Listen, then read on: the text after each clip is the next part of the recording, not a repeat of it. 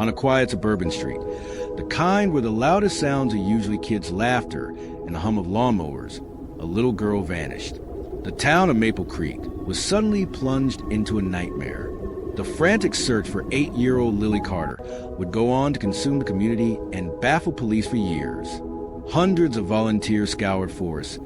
Police chased down every dead-end lead. And a family was left frozen by grief that never subsided. But they never knew.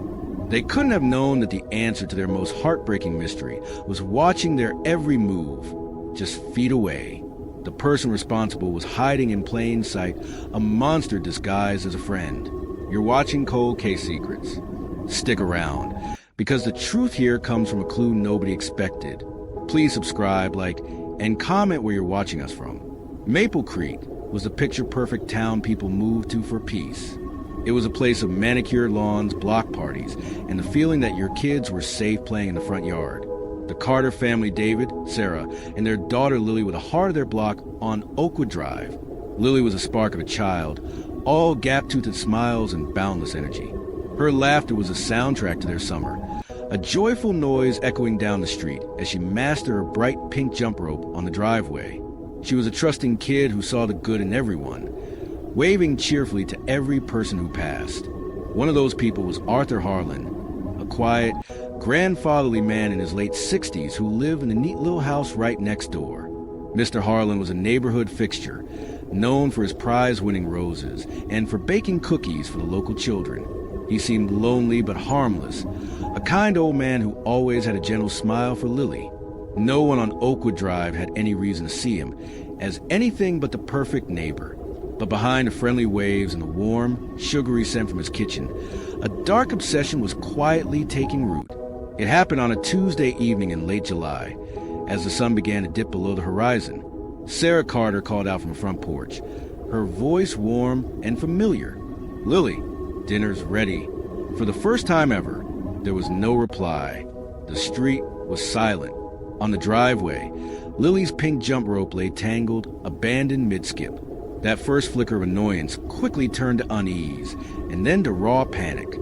David and Sarah searched the yard, then the street, their calls growing more desperate.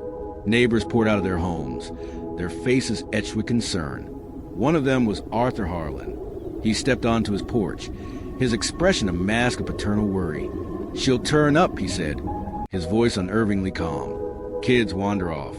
I'm sure she's just fine." But she wasn't. As night fell, the flashing lights of police cars washed over Oakwood Drive. The official search had begun. At first, everyone assumed Lily had just wandered into the dense woods bordering the neighborhood. But as hours bled into days, that hopeful theory crumbled, replaced by a far more terrifying reality. Lily Carter was gone. In the days that followed, Maple Creek became the center of a massive search. The town was united by one desperate cause: bring Lily home. Hundreds of volunteers, most of them strangers, combed every inch of the surrounding forests. Flyers with Lily's smiling face were plastered on every telephone pole and storefront window. The local story went national, and reporters camped out on Oakwood Drive, broadcasting the family's agony to the world. Through it all, Arthur Harlan was a constant, almost comforting presence. He brought coffee to the search parties on chilly mornings and offered Sarah his condolences over the fence, his voice full of practiced sympathy. He spoke to reporters, recalling his last memory of Lily playing in her yard. He looked right into the cameras, his face a perfect mask of a concerned old man, and pleaded for her safe return. All the while, he watched the chaos he created unfold from his living room window. While an entire town was out looking for a monster in the woods, the real monster was sipping tea and tending to his roses.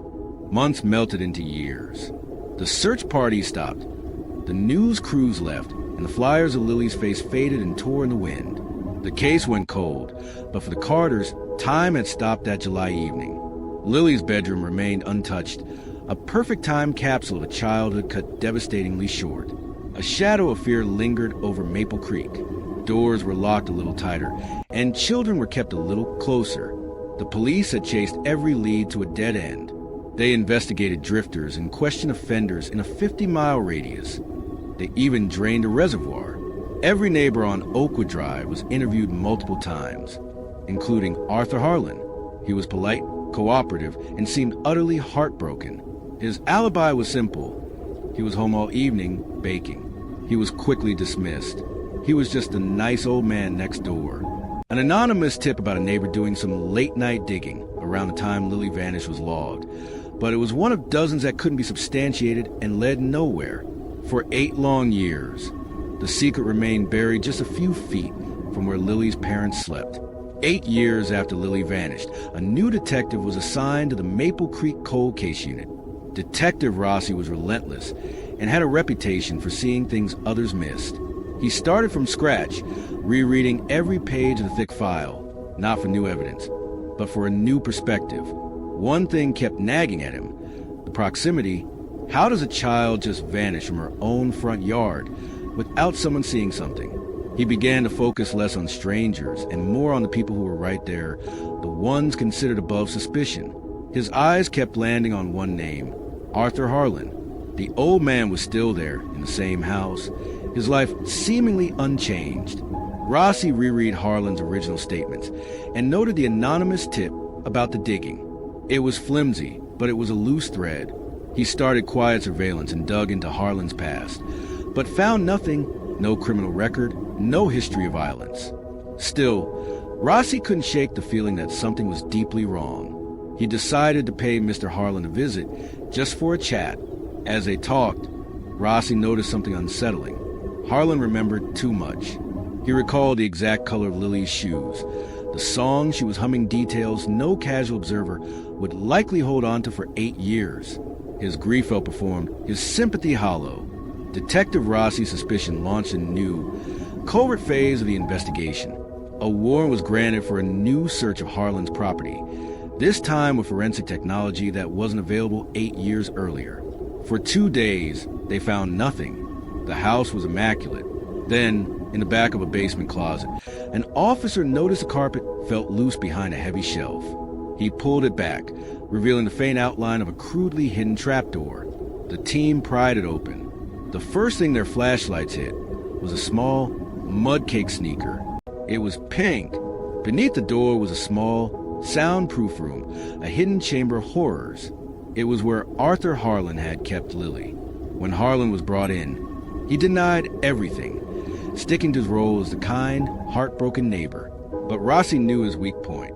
He didn't confront him with evidence from the basement. Instead, he just talked about the cookies.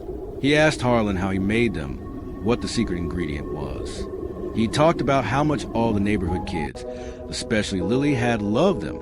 And then, in a voice utterly devoid of emotion, Arthur Harlan broke.